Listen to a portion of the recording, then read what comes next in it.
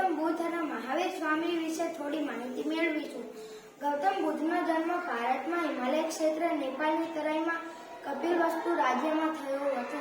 મહાવીર સ્વામીનો જન્મ કુંડગ્રામમાં થયો હતો. ગૌતમ બુદ્ધની માતાનું નામ માયાદેવી હતું અને પાલન પોષણ માતાનું નામ ગૌતમી મહાપ્રજાપતિ હતું. મહાવીર સ્વામીની માતાનું નામ ત્રિશલાદેવી હતું. ગૌતમ બુદ્ધના પિતાનું નામ શુદ્ધોધન હતું.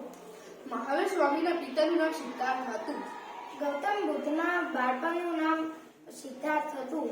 મહાવીર સ્વામીના બાળપણનું નામ વર્ધમાન હતું. ગૌતમ બુદ્ધના પુત્રનું નામ રાહુલ હતું. મહાવીર સ્વામીની પુત્રીનું નામ પ્રિયદર્શિની હતું. ગૌતમ બુદ્ધના સારથીનું નામ છન્ન હતું. ગૌતમ બુદ્ધની પત્નીનું નામ યશોધરા હતું. મહાવીર સ્વામીના વંશનું નામ ક્ષત્રિય હતું. મહાવીર સ્વામીનો ઉપદેશ અહિંસા, સત્ય, અસ્તેય, અપરિગ્રહ, બ્રહ્મચર્ય.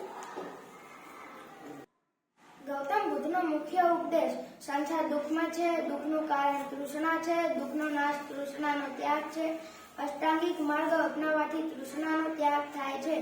ગૌતમ બુદ્ધના જ્ઞાન પ્રાપ્તિ બોધિગયા ખાતે પીપળાના વૃક્ષ નીચે થયું હતું. ગૌતમ બુદ્ધનું નિર્વાણ 80 વર્ષની વયે કુશીનારામાં થયું હતું.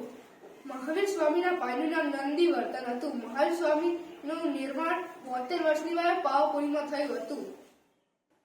મહાવીર સ્વામી તેમના મન અને ઇન્દ્રિયો પર વિજય પ્રાપ્ત કરી તેઓ જીન કહેવાયા.